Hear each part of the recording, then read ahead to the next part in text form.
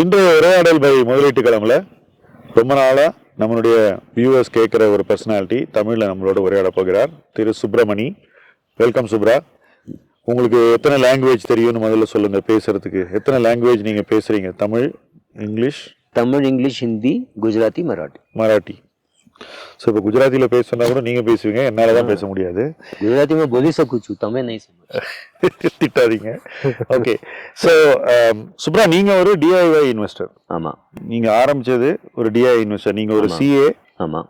CA படிச்சுட்டு நீங்கள் வந்து சிஏ ப்ராக்டிஸ் பண்ணிவிட்டு அதுக்கப்புறமா அதை விட்டுட்டு நீங்கள் ஒரு ஸ்டாக் ப்ரோக்கிங் ஃபார்ம் ரன் பண்ணியிருக்கீங்க. அதுக்கப்புறம் என்எஸ்சி மெம்பர் ஆனீங்க. அதுக்கப்புறம் அதெல்லாம் விட்டுட்டு வெறும் டிஐ இன்வெஸ்டராக நீங்கள் இருக்கீங்க. அது தவிர ஏற்கனவே ரொம்ப நாளாக உங்களோட இருக்கிற சில கஸ்டமர்ஸ்க்கு நீங்கள் மியூச்சுவல் ஃபண்டில் அட்வைஸ் பண்ணுறீங்க.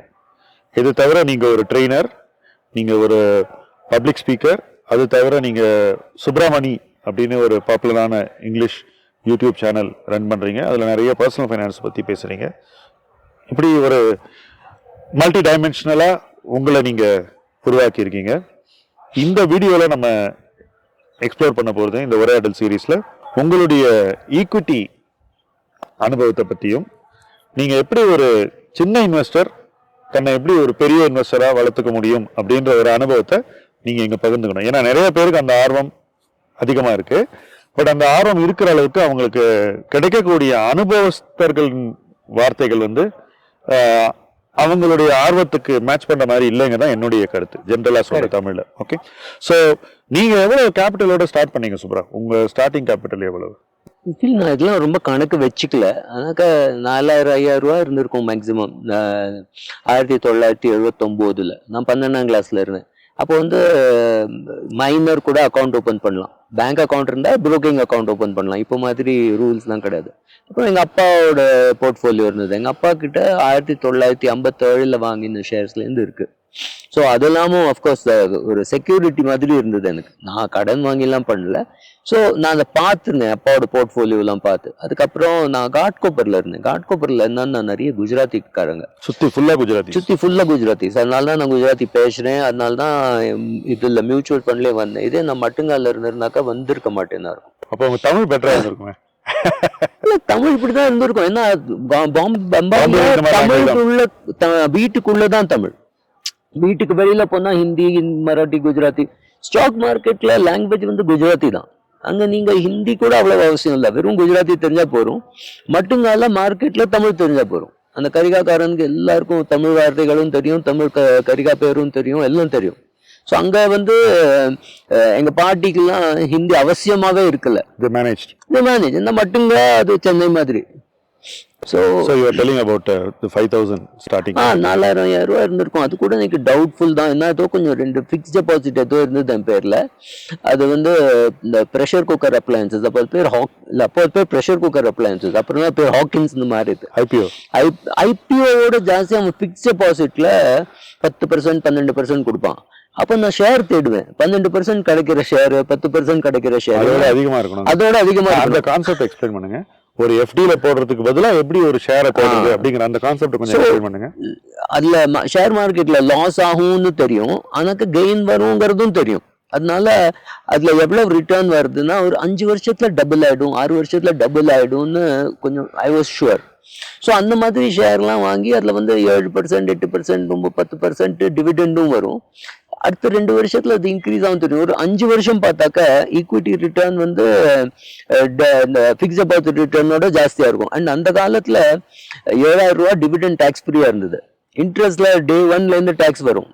அப்கோர்ஸ் எனக்கு ஒன்றும் இன்கம் கிடையாது, ஆனா அப்பாவுக்கு இன்கம் இருந்தது. அப்பாவுக்கு 7000க்குள்ள டிவிடெண்ட் வரணும், அதெல்லாம் கணக்கு. அதனால அம்மா பேர்ல, என் பேர்ல, அப்பாவோட HUFல தான் இந்த மாதிரி ஷேர்லாம் வாங்கி டிவிடெண்ட்லாம் வரும். எல்லாத்துலயும் 7000 இன்ட்ரெஸ்ட் வேண்டாம்னு சொல்லி டிவிடெண்ட் மூவ் பண்ணி அப்படிதான் நீங்க ஃபர்ஸ்ட் ஷேர் வாங்க. ஆமா. நான் ஒரு இன்ட்ரெஸ்டிங்கான பாயிண்ட் ஷேர் பண்றேன். நான் மார்க்கெட்டுக்கு வந்தபோது 90 பிஃபோர் லிபரலைசேஷன். ஸோ அதுக்கப்புறம் ஹர்ஷத் மேத்தா கிராஷ் நடக்குது. இது நடக்கும்போது நான் என்ன யோசிக்கிறேன்னாக்கா, எப்படி நம்ம வந்து விழாம இருக்கிறது. கரெக்ட். லாஸ் ஆகக்கூடாது. அவ்வளவுதான். லாஸ் ஆகாம என்ன பண்ணா நமக்கு வந்து ஒரு அப்சைட். ஆமா. என்ன பொறுத்த வரைக்கும் இந்த டிவிடெண்ட் ஈல்டு ஒரு லெவலுக்கு மேல இருக்கிற ஸ்டாக் வந்து அந்த ஈல்டு கீழே விழாது. அப்ப அதை ஸ்டடி பண்ணும்போது ஒரு 10 கம்பெனி இருக்கும் ஒரே மாதிரி, ஒரே டிவிடெண்ட் இல்ல, இதுல எந்த கம்பெனி அப்ரிஷியேட் ஆகும்னு பார்த்து அந்த கம்பெனியை செலக்ட் பண்ணுவோம். கரெக்ட். இதுதான் கரெக்ட். ஈக்விட்டியில ரிட்டர்னை தேடுறதுக்கு நான் பண்ண ஒரு டெக்னிக். நீங்க சொல்றது ஆல்மோஸ்ட் சேம் திங் தான். சோ தோ ரெண்டுத்துக்கும் ஒரு 10 இயர் கேப் இருந்தா கூட டெக்னிக் வந்து ஒண்ணுதான். இப்ப சுப்ரா, இந்த டெக்னிக்கை சமீபத்துல நிறைய பேர் யூஸ் பண்ணிருக்காங்க.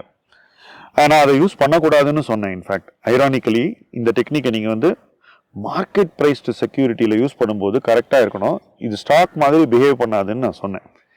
இந்த செக்யூரிட்டி வாங்கி நிறைய பேருக்கு இன்னைக்கு அது தப்பாயிடுச்சு. பை நோ நீங்க கெஸ் பண்ணிருப்பீங்க நான் எந்த செக்யூரிட்டிக்கு வரேன்னு. அது ஸ்டாக் இல்லை, அது ஒரு InvIT, PG InvIT. PG InvIT 100 ரூபாயில இட் வாஸ் அ குட் பைன்றது என்னோட வியூ. இஷ்யூல கரெக்ட். இப்போ நிறைய பேர் வாங்கினது 125ல இருந்து 145 வரைக்கும். எதை பேஸ் பண்ணினாக்கா அதுல இருந்து வரக்கூடிய ரிட்டர்னை பேஸ் பண்ணி சுப்ரா, அதை பேஸ் பண்ணி தான் வாங்கினாங்க. ஆனா இன்னைக்கு அது 85 ரூபாய் வரைக்கும் வந்துருச்சு. ஸோ 145ல வாங்கினவங்க டிவிடெண்ட் சம்பாதிச்ச பிறகு அது ரீப்ரைஸ் ஆகி 85 ரூபாய்க்கு வந்துருச்சு.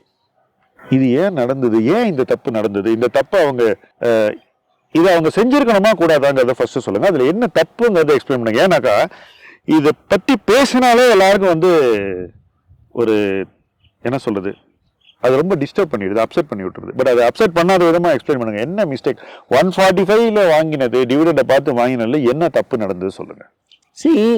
ஃபர்ஸ்ட் ஆஃப் ஆல் ஈக்விட்டி ஷேர்னு ஒன்று இருக்கு, மியூச்சுவல் ஃபண்ட்னு ஒன்று இருக்கு, இன்விட்னு ஒன்று இருக்கு. இன்விட்லாம் எவ்வளவு டிவிடெண்ட் கொடுக்கணும்லாம் ரெகுலேட்டட். ஸோ அதில் 90% நீ டிஸ்பர்ஸ் பண்ணி தான் ஆகணும், இவ்வளோ டேக்ஸ் வரும், இவ்வளோ டேக்ஸ் கிடையாது, அதெல்லாம் இருக்கு. ரெண்டாவது மியூச்சுவல் ஃபண்டு வந்து உங்க பணம், அது வந்து growth இருக்கட்டும் இல்லாட்டா டிவிடெண்ட் இருக்கட்டும். டிவிடெண்ட் ஆனாக்க நிச்சயமா விலை விழும். இன்னைக்கு 100 ரூபாய்னாக்கா அதுல 10 ரூபா டிவிடெண்ட்னா 90 வரும். It has to come. ஏன்னா உங்க பணத்தை எடுத்து உங்களுக்கு கொடுக்குறான். அந்த வார்த்தையெல்லாம் மாத்தணும். இவ டிவிடெண்ட்னு சொல்லவே கூடாது. ஈக்விட்டியில டிவிடெண்ட் வந்தா அது உங்க பிரின்சிபல்ல இருந்து வரல. கம்பெனி பணம் சம்பாதிச்சு அதுல டாக்ஸ் கட்டிட்டு டிவிடெண்ட் கொடுக்குறான். Share price can fall. அது இல்ல. இப்போ ஒரு இன்விட் ஏர்ன் பண்ணக்கூடிய பணம் இஸ் ஃபிக்ஸ்டு. ஆமா, it is not variable. Correct. நீ என்ன சொத்து இருக்கோ அதுக்கு வரக்கூடிய ரிட்டர்ன் வந்து ஃபிக்ஸடு. ஸோ இந்த வருஷம் நீங்க ரிட்டர்னை பே அவுட் பண்ணிட்டீங்கன்னா 90%, அடுத்த வருஷம் அந்த பிரைஸ் அட்ஜஸ்ட் ஆயிடும். ஆமா. ஸோ அந்த கேபிட்டல் கெயின் வர்றதுக்கே வாய்ப்பு இல்ல. அது வந்து நீங்க வட்டிக்கு ரூபா கொடுத்த மாதிரி தான். ஆக்சுவலி நீங்க என்ன பண்றீங்கன்னா ஒரு பெரிய பில்டிங்கை வாடகைக்கு கொடுத்துருக்கீங்க. அப்ரிசியேஷன் வரதுக்கு வாய்ப்பு இல்லை. அட்லீஸ்ட் ஷார்ட் டேர்ம்ல அப்ரிசியேஷன் வரதுக்கு வாய்ப்பு இல்லை. லாங் டேர்ம்ல அது மேல போய் அவன் வித்து இன்னொன்னு வாங்கி அது பண்ணினாலும் 20 வருஷம் கழிச்சு தான் பண்ண முடியும். அவங்க அப்ரிசியேஷன் அதுக்கு முன்னாடி வரப்போன என்ன ஆயிடுச்சுனாக்கா டிவிடெண்ட் பேஸ் பண்ணி கேபிட்டல் அப்சைடு இல்லாத ஒரு இன்வெஸ்ட்மெண்ட்ல இத்தனை பேர் போய் பணத்தை போட்டிருக்காங்க. போட்டுட்டு அது ஒரு வருஷம் டிவிடெண்ட் முடிய 3 வருஷமா வாங்கிட்டு இருக்காங்க. அது வந்து வேல்யூ குறைஞ்சிக்கிட்டே வருது. இப்போ என்ன கேட்குறாங்கன்னா, எனக்கு 85 ரூபாயில இவ்வளோ ஈல்டு வருது, அப்ப நான் இதை வாங்கலாமா அப்படின்னு அவங்க என்ன நினைக்கிறாங்கன்னா, டிவிடெண்ட் ஈல்டு அதிகமா இருக்கிறதுனால கேபிட்டல் அப்சைடு கிடைக்கும் அப்படின்னு நினைக்கிறாங்க. அது எப்போ வரும்? இன்ட்ரெஸ்ட் ரேட் மாறும்போது ஒரு சின்ன அட்ஜஸ்ட்மெண்ட் வரும். ஒன் டைம் அதாவது இன்ட்ரெஸ்ட் ரேட் குறைஞ்சிச்சுன்னா, கூட்டினா இன்னும் ஆமா ப்ராப்ளம். கரெக்ட். ஸோ இதுல வந்து ஒரு ஸ்டாக்கை எப்படி இன்வெஸ்ட் பண்ணமோ அதே பிரின்சிபல் எடுத்து தப்பா இன்விட்ல அப்ளை பண்ணிருக்காங்கன்றதுதான். ஆக்சுவலி ஸ்டாக்ல எப்படி இன்வெஸ்ட் பண்றோமோ அதை எடுத்து மியூச்சுவல் ஃபண்ட்ல அப்ளை பண்றது கூட தப்பு தான். ஓகே, அதை கொஞ்சம் எக்ஸ்பிளைன் பண்ணுங்க. Come on. இப்போ மியூச்சுவல் ஃபண்ட்ல வந்து டிவிடெண்ட் வருது, அதுல நீங்க டாக்ஸ் கட்டுறீங்க, அது எக்ஸ் டிவிடெண்ட் ஆயிடுது. அதோட நீங்க ஒரு 10 வருஷம் 20 வருஷம் அந்த பணத்தை அப்படியே வச்சிருந்தாக்க இன்னைக்கு பணம் வேணுமோ அன்னைக்கு டாக்ஸ் கட்ட போறீங்க, அன்னைக்குதான் டாக்ஸ் கட்ட போறீங்க, அன்னைக்கு எடுத்தா போறோம் உங்களுக்கு. அது மாத்திரம் இல்லை, உங்களுக்கு டிவிடெண்ட் ஸ்மால் அமௌண்ட் தான் வரும். எவ்வளவு பணம் போட்டாலும் உங்களுக்கு 10,000 20,000 வரும். அதை திரும்ப இன்வெஸ்ட் பண்ண தோணாது. அதோட அங்கேயே இருக்கட்டுமே. 10 வருஷம் 20 வருஷம் கழிச்சு எடுத்து பாருங்க. நான் அன்னைக்கு ஒரு என்னோட எக்ஸ்பீரியன்ஸ்ல நான் மியூச்சுவல் ஃபண்ட்ல எக்ஸப்ட் இஎல்எஸ்எஸ் இப்போ அதை நிறுத்தியாச்சு. இஎல்எஸ்எஸ் தவிர எந்த மியூச்சுவல் ஃபண்ட் ப்ராடக்ட் நான் டிவிடெண்ட் ஆப்ஷன்ல பண்ணதே கிடையாது. growth ஆப்ஷன் தான் போடுவேன். ஏன்னா காம்பவுண்டிங் ஞாபகம் வச்சுக்க வேண்டாம். அது டாக்ஸ் அவசியமே இல்லை. இப்ப அதுல டாக்ஸ் வரும், டிடிஎஸ் வந்ததுன்னா அது வேற ப்ராப்ளம். அவசியமே இல்லை, அங்கேயே இருக்கட்டும். என்னைக்கு உங்களுக்கு அந்த ஃபண்டு பிடிக்கலையோ, ஃபண்ட் மேனேஜர் மாறிட்டானோ, இல்ல உங்களுக்கு அந்த பணம் தேவையோ, இல்ல நான் தான் பண்ணிட்டு உங்களுக்கு அந்த மாதிரி ஏதாவது இருந்தா அப்போ எடுத்தா போதும். சரி, இப்போ நான் ஒரு பாயிண்ட்டுக்கு வரேன் சார். நிறைய பேர் ஈக்விட்டி மார்க்கெட்டுக்கு எதுக்கு வந்திருக்கு, இந்த டிவிடெண்ட் ஏன் வருதுங்கிறத எக்ஸ்பிளைன் பண்றேன். நிறைய பேர் ஈக்விட்டி மார்க்கெட்டுக்கு வந்ததே எதுக்குனாக்கா, எனக்கு இன்னொரு மந்த்லி இன்கம் கிடைக்கணும், நேச்சுரலான ஒரு எக்ஸ்பெக்டேஷன். நான் வந்து எனக்கு சேலரி வருது, இந்த சேலரி நான் ஏர்ன் பண்ணுறதுக்கு நிறைய கஷ்டப்பட வேண்டியிருக்கு, நிறைய ஸ்ட்ரெஸ்ஸு, வேலைங்கிறது ஒரு டார்ச்சர், இந்த மாதிரி நிறைய ஃபீலிங்ஸ் பீப்புளுக்கு இருக்குது. இது அவங்க தரப்புல அது நியாயம், ஏன்னா நமக்கு தெரியாது அவங்க லைஃப்பில் என்ன நடக்குதுன்னு. இன்னொரு இன்கம் இருந்ததுன்னா, இந்த இன்கம்மை நான் க்ரோ பண்ணேனாக்கா, அப்போ நான் இந்த வேலையை நம்பி இருக்க வேண்டியதில் எப்போ வேணால் வேலையை விட்டுடலாம். இது அவங்களோட டெஃபினேஷன் ஆஃப் ஃபினான்ஷியல் ஃப்ரீடம், அவ்வளோதான். இதில் வந்து எந்த மிஸ்டேக்கும் எனக்கு தெரில, அந்த மாதிரி ஒரு இன்கம் கிடைக்கிறது. பட் இதில் என்ன சிக்கல்னாக்கா, அவங்க வந்து இந்த இன்கம் வந்து டிவிடெண்ட் ஆகவோ ட்ரேடிங் இன்கமாகவோ உருவாக்கணும்னு நினைக்கிறாங்க. இந்த ரெண்டு சோர்ஸ் தான் பீப்புள் திங்க் பண்ணுறாங்க ப்ரிடாமினெண்ட்டாக. இதுக்கு இல்லாமல், இது ரெண்டு இல்லாமல் ஒரு மூணாவது way of creating monthly income இருக்குது. அது என்னன்னா, ஒரு கார்பஸை பில்ட் பண்ணிட்டு அதிலிருந்து கொஞ்சம் கொஞ்சமாக பணத்தை எடுக்கிறது. அப்போ என்ன ஆகும், நீங்கள் எவ்வளோ பணம் எடுக்கிறீங்களோ அந்த எக்ஸ்டென்ட்டுக்கு தான் நீங்கள் டேக்ஸ் பே பண்ணுவீங்க. அதுவும் கேபிட்டல் கெயின்ஸ். அது கேபிட்டல் கெயின் 30% தான் 30% குறைவா எடுத்தீங்கன்னா 1 crore எடுத்தா 12% ஆகும். ஸோ இப்போ இந்த டிவிடெண்ட் மட்டும் எடுக்கிறது இன்னைக்கு it is no more attractive. எனக்கு 42% டேக்ஸ். கரெக்ட். எனக்கு டிவிடெண்ட் ஒரு காலத்துல டிவிடெண்ட் கம்பெனி கட்டின்னு தான் அப்போ இட் வாஸ் டேக்ஸ் ஃப்ரீ. அதாச்சு அந்த முடிஞ்ச கதை. So 42% tax. ஸோ ₹1 அவன் டிவிடெண்ட் கொடுத்தானா நம்ம கையில கிடைக்கிறது வெறும் 58 பைசா தான். ஸோ அது ஒரு பக்கம். ரெண்டாவது, ட்ரேடிங் பண்ணாக்கா லாஸ் வரதுக்கு நிறைய சான்ஸ் இருக்கு. கரெக்ட், நிறைய சான்ஸ் இருக்கு. ரைட். நான் நிறைய பேர் பார்த்துருக்கேன், hundreds of crores capital gain பண்ணியிருக்காங்க. ஆனா நெட்டா 1 கோடி ட்ரேடிங் இன்கம் இல்லை Subra. You will not believe it. ஏன்னா அவ்வளவு நீங்க ரெஸ்பெக்ட் பண்ணீங்க அவங்களோட இன்வெஸ்ட்மெண்ட் ஸ்கில்ல. ஆனா 1 crore நெட்டா ட்ரேடிங்ல பண்ண முடியல. எல்லாரும் ராக்கெட் இன்ஜின் ஆக முடியாது. கரெக்ட். அவரோட இருந்தவங்களே 90% ஆஃப் பீப்புளால பண்ண முடியல, 99% பண்ண முடியல. பட் நம்ம சொசைட்டில பார்க்கும்போது 99% ஆஃப் பீப்புள் இந்த ட்ரேடிங் மூலமா தான் பணம் எடுக்கணும் அப்படின்னு ட்ரை பண்றாங்க. இதுல என்ன டிராபேக்னு கொஞ்சம் சொல்லுங்களேன், உங்க வியூ சொல்லுங்க. ஏன் என்னோட வியூ இதுல டிராபேக் இருக்குன்னு, பட் என்ன டிராபேக்னு நீங்க சொல்லுங்க. சார், நீங்கள் இப்போ ஒரு எக்ஸாம்பிள் எடுத்துக்கோங்க. உங்களுக்கு கிரிக்கெட் ரொம்ப பிடிக்கும். கிரிக்கெட் ரொம்ப பிடிக்கும்னா நீங்கள் என்ன பண்ணுவீங்க, சாட்டர்டேயோ சண்டேயோ 1 மணி நேரம் 2 மணி நேரம் விளையாடுவீங்க. ஏன்னா நீங்கள் வந்து அமெச்சூர். விராட் கோலி என்ன பண்ணுவான், ஒரு நாளில் 6 மணி நேரம் 8 மணி நேரம் ட்ரைனிங், எல்லாம் கிரிக்கெட், எல்லாம் ஃபுல் டே அவன் கிரிக்கெட் விளையாடும். அவனுக்கு அது ப்ரொஃபஷன். நீங்கள் கிரிக்கெட் விளையாடுறத உங்களை விராட் கோலி கூட கம்பேர் பண்ணிக்கிறீங்களா? இல்லை இல்லை இல்லை. Rakesh Jhunjhunwala full time investor, Naren full time investor with a team of 40 people. அவனுக்கு அனலைஸ் பண்ணுறதுக்கு இதுக்கெல்லாம் நல்ல ஸ்மார்ட் ஆள்களை வச்சுட்டு டீம் வச்சுட்டு இருக்கான். அவன் கூட நம்ம தினம் கம்பேரிசன் எப்படி முடியும்? நம்ம வந்து பார்ட் டைம் ட்ரேடர், வேற ஃபுல் டைம் ஜாப் இருக்கு. அது எல்லாத்துக்கும் நடுவில் ட்ரேடிங் பண்ணி நரேன் மாதிரியோ ராகேஷ் ஜுன்ஜுன்வாலா மாதிரியோ பண்ணணும்னு எதிர்பார்க்கறது தப்பு. இல்லை, அவங்க லஞ்ச் டைம்ல பாக்குறாங்க ப்ரைஸஸ். பிரைசஸ் இந்த சிஎன்பிசியை பாக்குறான். அதாவது போனை பார்த்து ஏதோ சேனல் பார்த்து அங்க சேனல் ஏதோ சொல்லுவான் HDFC பேங்க்னா இதெல்லாம் போரிங்னு போய் ஏதாவது வேற ஏதாவது பேங்க் வாங்குவான். நல்ல பேங்க் வாங்க மாட்டான். ஏன்னா அது வந்து ஓவர் நைட் ஒன்றும் ஆகாது. இல்லை, அது மாத்திரம் இல்லை, அவன்கிட்ட ஐடிசி நல்ல ஷேர்னா போய் 2 ஷேர் 3 ஷேர் வாங்குவான். ஏன்னா அதுதான் அவனோட கெப்பாசிட்டி. அதுல ₹4 சம்பாதிச்சான்னா ₹12 சம்பாதி. Is happy with ₹12. இதெல்லாம் பணமே பண்ண போறது இல்லை. யாரோ பணம் பண்ண போறோம். அவன் டிமேட் சார்ஜஸ் இதாவது போய் என்ன கையில மிஞ்ச போறது. பட் இன்னைக்கு உங்களுக்கே தெரியும், இது வந்து இன்ஃப்ளூயன்சர்ஸ் கண்ட்ரோல் பண்ற ஒரு உலகம். கரெக்ட். எல்லாம் ஈஸி, வா நான் அவனுக்கு சொல்லித்தரேன் அப்படின்னு ஒரு 1 man ஆர்மி. ஒரே ஆள் தான் ஆக்சுவலா. அவனுக்கு அடுத்தபடியா அவனை சுத்தி ஒருத்தன் கூட இருக்க மாட்டான் காம்பிடென்ட்டா. இந்த 1% சொல்லக்கூடிய விஷயங்கள் தான் இன்னைக்கு வந்து எல்லார் மைண்ட்லயும் போய் சேருது. ஓகே, இது வந்து இங்கிலீஷ்ல பயங்கரமா நடக்குது, ஹிந்தியில பயங்கரமா நடக்குது, அதை விட பயங்கரமா நடக்குது. இங்கிலீஷ் ஹிந்திக்கு மேல குஜராத்தில நடக்குது. கரெக்ட். ரைட். ரிலேட்டிவா பாத்தீங்கன்னா தமிழ்லாம் வந்து ஹார்ம்லெஸ் ரொம்ப கம்மியா நடக்குது. பட் இதுலயே வந்து நிறைய பேர் வந்து பிடிவாதமா நான் ட்ரேடிங் தான் பண்ணுவேன், எனக்கு இன்வெஸ்ட்மெண்ட்லாம் போரு அப்படின்னு சொல்லி ட்ரேடிங் மட்டுமே பண்றாங்க. இப்போ இவங்கனால ஒரு செகண்டரி இன்கம் எத்தனை பேர்னால ரியலிஸ்டிக்கா கிரியேட் பண்ண முடியும் சொல்லுங்க? 100 பேர் இருக்காங்கன்னு வச்சுக்கோங்க. Impossible. You are saying it's impossible. Impossible. ஏன்னா என்னோட நீங்க வந்து அவங்கெல்லாம் சொல்றாங்க நான் உனக்கு சொல்லி தரேன்னு நீங்க அவங்களுக்கு டைரக்ட் ஆப்போசிட்டா இம்பாசிபிள்னா என்ன நியாயம் அது? ஏன்னா நாங்க புரோக்கிங் ரன் பண்ணறத எங்களோட சேர்மேன் ஒருத்தர் 12ஆம் கிளாஸ் தான் படிச்சிருந்தார். அவர் எல்லா கிளைண்ட்ஸோட 4 வலன்ல லாஸ் ஆனா, வலன்னா எவ்ரி வீக் செட்டில்மெண்ட் ஆகும். 4 வீக் கண்டினியூஸா லாஸ் ஆனா உட்காந்து ட்ரேட் எல்லாம் பார்ப்பாரு. அவர்கிட்ட அந்த காலத்துல கிளைண்ட் கிடைக்கிறதும் கஷ்டம். எல்லாரும் ரொம்ப கிளைண்ட் கிடைக்கிறது ரொம்ப கஷ்டம். அந்த கிளைண்ட் பார்ப்பாரு. 4 வீக்ல லாஸ் ஆனாக்கா நீ வேற எங்கேயாவது பிசினஸ் பண்ணுன்னு அனுப்பிச்சுடுவார். நான் கேட்பேன் ஏன் பண்றேன்னு. இல்ல நான் கேட்டேன் ஏன் பண்றேன்னு. அவன் சொல்றான் சம்டைம் அவனுக்கு அந்த பணம் கொடுக்கணுங்கிற ஆசை அண்ட் எபிலிட்டி டு பே ரெண்டும் போயிடும். கொடுக்கறதுக்கு இஷ்டமும் இருக்காது, கொடுக்கறதுக்கு கேப்பபிலிட்டியும் இருக்காது. லாஸ் பண்ணினாக்கா நான் லாஸ். ஏன்னா புரோக்கிங் ரொம்ப லோ மார்ஜின் பிசினஸ். ஒரு கிளைண்ட் ஃப்ராட் பண்ணிட்டா டிஃபால்ட் பண்ணிட்டான்னா ஒரு 10 நாள் இன்கம் போயிடும். ஏன்னா மார்ஜின்ஸ் டிஃபால்ட் இல்லையே சார், உங்க பணத்தை எடுத்து வச்சிருந்தானே பிளாட்ஃபார்ம்ல உங்களுக்கு இன்னைக்கு அதை பண்றான். ஆனாக்கா அவன் லாஸ் யாரு கட்டுறா? அவ அப்பாவோ ஹஸ்பண்டோ ஒய்ஃபோ அந்த மாதிரி யாரோ கட்டுறா. நிறைய விமென், நிறைய 80-year-old men, 70-year-old men இந்த பேங்க் ரிலேஷன்ஷிப் மேனேஜர், அந்த புரோக்கிங் ரிலேஷன்ஷிப் மேனேஜர் சார் எஃப்என்டோ பண்ணுங்க சார், 1 லாட் வாங்கோ, 2 லாட் வாங்கோ, அப்புறம் எல்லாம் யுதிஷ்டர் மாதிரி அது போட்டுட்டே இருக்கான். 50 லட்சம் 40 லட்சம்லாம் லாஸ் ஆன பிறகு தான் அவளுக்கு தெரியறது என்ன ஆகுதுன்னு. என்ன ஏதோ டிமேட் அக்கௌண்ட்ல இருந்து ஷேர் பாட்டுக்கு போயிட்டு இருக்கு, பார்க்கலன்னா அப்படி வேற ஃபண்ட் பண்றோம். லாஸ்ட் இயர் நீங்க பாருங்க 2024 செபி சேர்மன் சொன்னாங்க நவம்பர்லயோ அக்டோபர்லயோ, இந்த வருஷம் ஏப்ரல்ல இருந்து இது வரைக்கும் 1.5 லட்சம் கோடி ரூபாய் ரீட்டைல் இன்வெஸ்டர்ஸ் எஃப்என்டோல லூஸ் பண்ணிருக்காங்க. முக்காவாசி லூஸ் பண்ணது ரீட்டைல் தான். ஆமா ஆமா obviously லூஸ் பண்ணிட்டு இந்த சைஸ் ஒரு இவ்வளவு லட்சத்துக்கு கீழே எவ்வளவு பேர் லூஸ் பண்ணிருக்காங்க டேட்டாவே ஃபுல்லா ரிப்போர்ட் போட்டுருக்காங்க, பொது வெளியில கொடுத்துருக்காங்க. நான் இம்பாசிபிள் சொல்றது அதான் சொல்றேன். எவ்வளவு பேர் இதுல நிஜமாவே பணம் பண்ண போறாங்க, ஒரு வெரி ஃபியூ.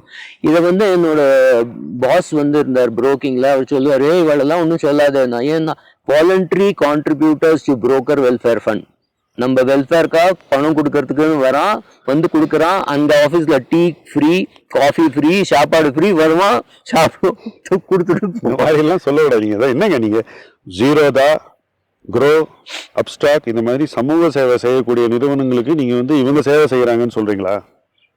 நீங்க அவளோட பிஎன் பாத்தீங்களா? இன்வெஸ்டர் இவங்க எல்லாம் சமூக சேவை செய்யக்கூடிய, சமூகத்துக்காக சேவை செய்யற நிறுவனம் சொல்றா. நீங்க என்னடா அவனுக்காக இவங்க சேவை செய்யறான்னு சொல்றீங்க சார்? எண்ட் ஆஃப் த டே பாத்தீங்கன்னா அவன் 70,000 80,000 ஏதோ லாஸ் பண்ணிருப்பான் மாசம்.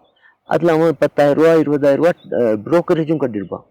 ஸோ யாருக்கு சேவை பண்ண? ஜீரோ புரோக்கரேஜ்ல எப்படி புரோக்கரேஜ் வரும்? அதுல ஏதாவது ஒரு சார்ஜஸ் வராதா? ஒண்ணுமே சார். Very simple. இங்கிலீஷ்ல ஒரு சேயிங் ஒன்று இல்லை, there is no free lunch. நம்ம எதுக்கு உங்களுக்கு ஃப்ரீயா கொடுக்கணும்? நாங்க புரோக்கிங் ரன் பண்ணது டீ காஃபி சாப்பாடு ஃப்ரீயா கொடுத்துருந்தோம். அது கொஞ்சம் எக்ஸ்பிளைன் பண்ணுங்க. அதாவது நான் 9th 10th ஸ்டாண்டர்ட் படிக்கும்போது எங்க வீட்டு பக்கத்து வீட்டில் ஒரு கார்ட்ஸ் கிளப் நடந்தது. அந்த கிளப்ல பெஸ்ட் பார்ட் என்ன தெரியுமா? கேன்டீன் தான். கார்ட்ஸ் விளையாட வரவங்களுக்கு காலையில 10 மணிலேருந்து நைட்டு 10:30 மணி வரைக்கும் கண்டினியூஸா ஃபுட்டு, காஃபி, டிஃபன். எதுக்குன்னா அந்த சேரை விட்டு அவன் எந்திரிக்க கூடாதான். நாங்க அதே பண்ணிருந்தோம். அந்த செலவு இல்லாம ஜீரோதா பண்றான் சார். நாங்க உங்க செலவுல நீங்க ஸ்விக்கியில ஆர்டர் பண்ணிட்டு சாப்பிட்டுட்டு அவனுக்கு நீங்க இன்கம் கொடுத்துட்டு இருக்கீங்க. நீங்க சோ நீ என்ன பண்றன்னு உனக்கு தெரியாட்டா இது ப்ராப்ளம். அண்ட் யாரு கூட கம்பேர் பண்ணிக்கிற? நீ நெமிஷ் கூட கம்பேர் பண்ணிக்கிற, ராகேஷ் ஜுன்ஜுன்வாலா கூட கம்பேர் பண்ணிக்கிற, உத்பல் சேத் கூட கம்பேர் பண்ணிக்கிற. நீ கிரிக்கெட் விளையாடுற விராட் கோலி அந்த கம்பேரிசன் இல்ல சார். ஆக்சுவலா நியாயமா சொல்லணும்னா இன்வெஸ்டர் அவ்வளவு பெரிய ஆட்கள்லாம் பார்த்து அப்படி ஆகணும்லாம் நினைக்கிறதுல. அவங்க ஒரு இன்ஃப்ளூயன்சரை பாக்குறாங்க. அவன் சொல்றான் நான் இவ்வளவு பணம் பண்ணேன்னு. அவன் ஏதோ ஒரு வெரிஃபைடு ஸ்கிரீன்ஷாட். சார் இந்த வெரிஃபைடு ஸ்கிரீன்ஷாட்ல என்ன தெரியுமா? நீங்க ஒரு ட்ரேடை போடலாம், ஆப்போசிட் பார்ட்டியை நீங்களே செட் பண்ணலாம். புரிஞ்சுக்கீங்க? கரெக்ட். பண்ணிட்டு ஒரு 2 லட்சம் 3 லட்சம் டெய்லி ப்ராஃபிட் பண்ணி காட்டலாம். ரைட்? அந்த ஸ்கிரீன்ஷாட் வெரிஃபை பண்ணி நீங்க போட்டுருவீங்க. இதெல்லாம் ஜீரோவோட சேர்ந்து கொலாபரேட் பண்ணிலாம் பண்றாங்க. அப்ப என்ன ஆகுதுன்னா இதை பாக்குறவனுக்கு இவர் நிஜமாவே ப்ராஃபிட் பண்றாரு, நம்ம ஏன் பண்ணக்கூடாதுன்ற ஒரு ஆசை வருது. இப்ப இவனுக்கு இன்னொரு ஆள் இருக்கான், ஒரு ட்ரெயினர். வா நான் உனக்கு இந்த டெக்னிக்கெல்லாம் சொல்லித்தரேன் அப்படின்னு சொல்லிட்டு இன்னைக்கு கிட்டத்தட்ட எலியட் வேவ் தியரி, இந்த கேண்டில் ஸ்டிக்கு அது இதுன்னு இந்த டெக்னிக்கல்ஸை படிக்கிறவங்களே இன்னைக்கு லட்சக்கணக்கான பேர் இருக்காங்க. ரைட்?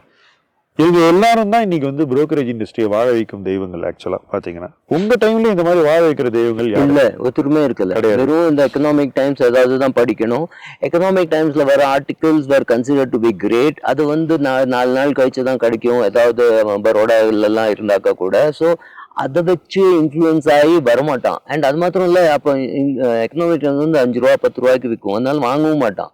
ஸோ அவன் ஏதோ புரோக்கர் சொன்னான்னு வாங்கினான்னு ரொம்ப ஸ்மால் பாப்புலேஷனாக இருந்தது. இவ்வளோ பேர் வாங்கி வித்துன்னு இருக்கல. அது மாத்திரம் இல்லை, லாஸ் ஆனால் அப்பா கிட்ட போய் ரூபா கேட்கணும். 50,000 ரூபா லாஸ் ஆகிடுது, 1,00,000 ரூபா ஆற்றுல அடிச்சு விரட்டிடுவாங்க. ஸோ அதையும் இப்போ அவங்களே கொடுத்துறாங்க சார். உங்க portfolio against MDF click off button, ஆமா, அப்புறம் பர்சனல் லோன் வாங்கி இதுல இன்வெஸ்ட் என்னெல்லாமோ நடக்குது. ஆக்சுவலா நீங்க கீழே உள்ள போனீங்கன்னா, எனக்கு தலை சுத்திர ஒரு பையன் வந்தான் எனக்கு கோயம்புத்தூர் அந்த ரீஜன்ல இருந்து. அவன் சொல்றான், நான் 30 லட்சம் விட்டுட்டேன், வேலையும் விட்டுட்டேன், இப்போ ஒரு 3 இயர்ஸ் இதை பண்ணதுனால இப்போ திருப்பி வேலைக்கு போக முடியாது, 3 வருஷம் என்ன பண்ணேன்னு கேட்குறாங்க. எனக்கு ஜாபும் திருப்பி கிடைக்க முடியாது, விட்டதையும் இங்கே எடுக்க முடியாது, இஸ் நாட் மேரிட். இது மாதிரி லட்சக்கணக்கான பசங்க இவங்க எல்லாரையுமே இன்னைக்கு வா இதை பண்ணலான்னு கான்ஃபிடன்ஸ் கொடுத்து உள்ள கொண்டு வந்துட்டு அவங்க எல்லாம் அபிமன்யு மாதிரி இதுல விட்டுட்டாங்க. தே லாஸ்ட் எவ்ரிதிங், ஒன்றும் இல்லை கையில. இவங்கெல்லாம் என்ன பண்ணணும் Subra? What should they do? ஏதாவது சொல்லுங்க. என்ன பொறுத்தவரையில் செபி ஹேஸ் டு கிரியேட். இவங்க என்ன பண்ணாங்க? இல்ல செபி வந்து ஒரு ஈக்விட்டி எப்படி பண்ணணும்னு சொல்லி கொடுக்குற ஒரு ஆள் for a fee they have to create. இந்த மாதிரி ஒரு ஈக்விட்டி அட்வைசர்னு ஒரு இப்போ MFD எல்லாம் இருக்கிற மாதிரி ஒரு ஈக்விட்டி அட்வைசர்னு, எனக்கு ஈக்விட்டியில் டீல் பண்ணணும், எனக்கு பேசுறதுக்கு ஒரு ஆள் வேணும், நான் இவ்வளோ ரூபா சார்ஜ் பண்ணுவேன், not on the basis of நான் புரோக்கர் இல்லை, ஒன்றும் இல்லை, இது வாங்குறேன்னா வாங்க வேண்டாம், இதை பண்ணாது அப்படி சொல்லறதுக்கு இவளுக்கு ஒரு குரல் இல்லை. இன்னைக்கு கூட இப்போ குரல் இருக்கு, அவங்க எல்லாம் புரோக்கர் ஆக்சுவலா மறைமுகமா. விச் மீன்ஸ் அகைன் நீ புரோக்கரேஜ் கொடுக்கல, அவன் ஃப்ரீயா பண்ணல.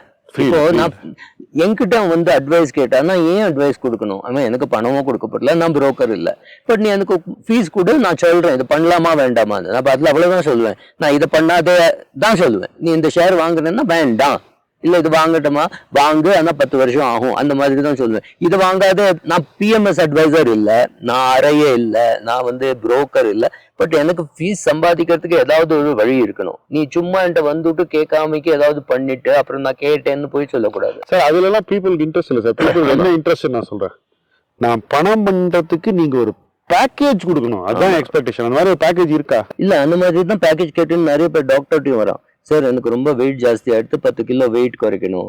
நீ சரி ஒன்று பண்ணு, காலம்புற 6 மணிக்கு இன்னும் வாக் போட்டு சாப்பாடு குறை. அதெல்லாம் இல்லை சார், ஏதாவது ஒரு மாத்திரை கொடுங்க, அந்த மாத்திரை சாப்பிட்டா வெயிட் குறையும். இல்லை, அந்த மாதிரி ஒரு ப்ராடக்டே கிடையாது. வந்துருச்சு சுப்ரா ஒசம்பிக்னு, எலான் மஸ்க் சாப்பிட்டு வெயிட்டை குறைச்சிட்டானே சார். அது எலான் மஸ்க்கு அதுல ஏதாவது தப்பானா அது அவனை அதுல இருந்து ரெஸ்கியூ பண்ணுறதுக்கு ஒரு 10 டீம் இருக்கும், டாக்டர் இருப்பான், அவன் மார்ஸ்க்கு போய் ட்ரீட்மெண்ட் வாங்கிப்பான். நம்மளால முடியாது இல்லை. நம்ம கெப்பாசிட்டியில் என்ன இருக்கு பார்க்கணும். சரி, நீ சாப்பாட்டை கண்ட்ரோல் பண்ணி எக்ஸசைஸ் பண்ணி அதெல்லாம் பண்ணினா தான் உனக்கு வந்து வெயிட் குறையும். This is simple. பேக்கேஜே கிடையாது ட்ரேடிங்க்கு, நான் பார்த்தது இல்லை. அப்ப இருக்கிற பேக்கேஜ் எல்லாம் நிஜமாவே என்கிட்ட தினம் ட்ரேட் பண்ணி 2 லட்சம் ரூபாய் சம்பாதிக்கிற கெப்பாசிட்டி இருந்தா நான் அதுதான் பண்ணுவேன் சார். நான் எதுக்கு சும்மா உட்காந்து யூடியூப் வீடியோ எல்லாம் பண்ணுவேன்? நான் யூடியூப் பண்ணுறது டைம் பாஸ்க்காக. நான் வந்து 4 மணிக்கு பண்றீங்க. ஆமா, தூக்கம் வர்றதுனால இல்ல, 4 மணிக்கு பண்ணதுக்கு காரணம் என்கிட்ட ஸ்டூடியோ கிடையாது. என் வீட்டுல டிஸ்டர்பன்ஸ் வரும். மத்தியானம் 12 மணிக்கு பண்ணா வேலைக்காரி வருவா, பிள்ளை வருவா, பொண்ணு வருவா, யாராவது வருவா, அங்க ஒருத்தரும் டிஸ்டர்ப் பண்ண மாட்டேன், அதனால காலம்பரை பண்றேன். But I am saying so it is not easy. இல்ல அவ்வளவு ஈஸியா இருந்தா தினம் 2 லட்சம் ரூபாய் கேரண்டீட்னாக்க நான் அப்படி காலை போட்டு உட்காந்து வேட காலத்துக்கு கூட நான் உனக்கு 2 லட்சம் சம்பாதிச்சு கொடுக்குறேன்னா எல்லாரும் வருவா, கியூ மாதிரி நிப்பா. என்னால முடியாதுல்ல. நானும் ஏதோ என்னெல்லாமோ பண்ணிட்டு ட்ரேடிங்கும் பண்றேன். ஆனா எனக்கு எப்படி எதை பண்ணக்கூடாது, இது வரைக்கும் நான் ஒரு F&O டிரான்சாக்சன் பண்ணினது கிடையாது. ஏன்னா எனக்கு பயம். என்னோட போர்ட்போலியோ கிரியேட் பண்ணினதே பயத்தினால. நான் பண்ண மாட்டேன், அது தப்புன்னு நான் சொல்லல. இப்ப நிறைய பேர் போய் ஒரு பார்ல போய் ஒரு பெக் குடிக்கிறவா இருப்பா. ஆனா எனக்கு பயம், நான் 1 கொடுத்து அப்புறம் 10 பேருக்கு ஏறலன்னா அப்புறம் என்ன பிரயோஜனம்? பாருக்கு போய் என்ன பிரயோஜனம்? அது பெட்டர்ல கொண்டு சினிமா டைலாக்லாம் இப்ப சொல்றீங்க. இல்ல, அதை கொண்டு பெட்டர்